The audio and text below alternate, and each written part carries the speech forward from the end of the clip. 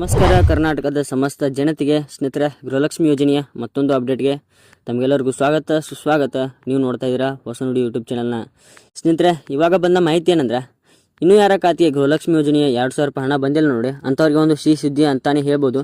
ಸಚಿವರಾದಂತಹ ಲಕ್ಷ್ಮೀ ಹೆಬ್ಬಾಳ್ಕರ್ ಅವರು ಇನ್ನೂ ಯಾರ ಖಾತೆಗೆ 2,000 ರೂಪಾಯಿ ಹಣ ಬಂದಿಲ್ಲ ನೋಡಿ, ಅಂಥವ್ರಿಗೆ ಒಂದು ಹೊಸ ಅಪ್ಡೇಟನ್ನು ನೀಡಿದ್ದಾರೆ.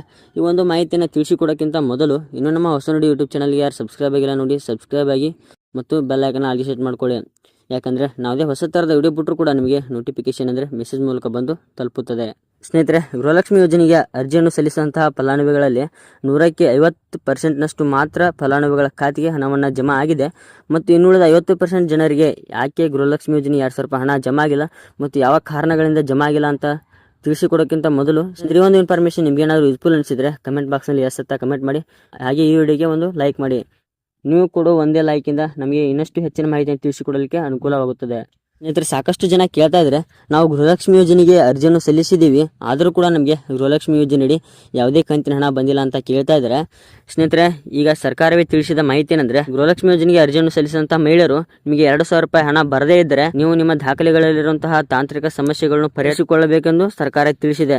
ಸ್ನೇಹಿತರೆ, ತಾಂತ್ರಿಕ ಸಮಸ್ಯೆಗಳೆಂದರೆ ನೀವು ನಿಮ್ಮ ಬ್ಯಾಂಕ್ ಖಾತೆಗೆ ಆಧಾರ್ ಕಾರ್ಡನ್ನು ಲಿಂಕ್ ಮಾಡೋದಾಗಿರಲಿ ಮತ್ತು ರೇಷನ್ ಕಾರ್ಡ್ನಲ್ಲಿರುವ ಪ್ರತಿಯೊಂದು ಸದಸ್ಯರ KYC ಕೂಡ ಆಗಿರಬೇಕಾಗುತ್ತದೆ. ಸ್ನೇಹಿತರೆ, ಒಂದು ವೇಳೆ ಗೃಹಲಕ್ಷ್ಮಿ ಯೋಜನೆಗೆ ಅರ್ಜಿಯನ್ನು ಸಲ್ಲಿಸುವಾಗ ನೀವು ಅರ್ಜಿ ಸಲ್ಲಿಸಿದ ಸ್ಥಿತಿಯಲ್ಲಿ ಕೂಡ ಯಾವುದಾದ್ರೂ ತೊಂದರೆಗಳಿರ್ಬೋದು, ಅವನ್ನು ಕೂಡ ನೀವು ಚೆಕ್ ಮಾಡ್ಕೊಳ್ಬೇಕಾಗುತ್ತದೆ. ಸ್ನೇಹಿತರೆ, ಗೃಹಲಕ್ಷ್ಮಿ ಯೋಜನೆಯ ಫಲಾನುಭವಿಗಳು NPCI ಮಾಡಿಸುವುದು ಕಡ್ಡಾಯವಾಗಿದೆ. ಸ್ನೇಹಿತರೆ, ನೀವು NPCIನ ಖಂಡಿತವಾಗಿಯೂ ಕೂಡ ಮಾಡಿಸಿಕೊಳ್ಳಬೇಕಾಗುತ್ತದೆ. ಸ್ನೇಹಿತರೆ, ಇಷ್ಟೆಲ್ಲ ನೀವು ಪರಿಹರಿಸಿಕೊಂಡು ಸ್ನೇಹಿತರೆ ಗೃಹಲಕ್ಷ್ಮಿ ಯೋಜನೆಗೆ ಅರ್ಜಿಯನ್ನು ಸಲ್ಲಿಸಿದರೆ ನಿಮಗೆ ಖಂಡಿತವಾಗಿಯೂ ಕೂಡ ಅಷ್ಟು ಕಂತಿನ ಹಣ ಜಮಾ ಆಗುತ್ತದೆ. ಸ್ನೇಹಿತರೆ, ಇದಾಗಿತ್ತು ಇವತ್ತಿನ ಒಂದು ವಿಡಿಯೋ. ಮತ್ತೆ ಮುಂದಿನ ದಿನದಲ್ಲಿ ಸಿಗೋಣ. ಸ್ನೇಹಿತರೆ, ಸಾಕಷ್ಟು ಜನ ಕೇಳ್ತಾ ಇದ್ರೆ ಗೃಹಲಕ್ಷ್ಮಿ ಯೋಜನೆಯ ಪೆಂಡಿಂಗ್ ಹಣ ಯಾವಾಗ ಜಮಾ ಮಾಡ್ತಾರೆ ಮತ್ತು 11ನೇ ಕಂತಿನ ಹಣವನ್ನು ಯಾವಾಗ ಜಮಾ ಮಾಡ್ತಾರೆ ಅಂತ. ಸ್ನೇಹಿತರೆ, ಗೃಹಲಕ್ಷ್ಮಿ ಯೋಜನೆಯ ಪೆಂಡಿಂಗ್ ಹಣವನ್ನು ಇದೇ ತಿಂಗಳಿನ 1 ಅಥವಾ 2ನೇ ವಾರದಲ್ಲಿ ಪೆಂಡಿಂಗ್ ಹಣವನ್ನು ಜಮಾ ಮಾಡ್ತಾರೆ. ಸ್ನೇಹಿತರೆ, ಗೃಹಲಕ್ಷ್ಮಿ ಯೋಜನೆಯ 11ನೇ ಕಂತಿನ ಹಣವನ್ನು ನೋಡೋದಾದ್ರೆ ಇದೇ ತಿಂಗಳ 15ನೇ ತಾರೀಕಿಗೆ ಗೃಹಲಕ್ಷ್ಮಿ ಯೋಜನೆಯ 11ನೇ ಕಂತಿನ ಹಣವನ್ನು ಕೂಡ ಜಮಾ ಮಾಡ್ತಾರೆ.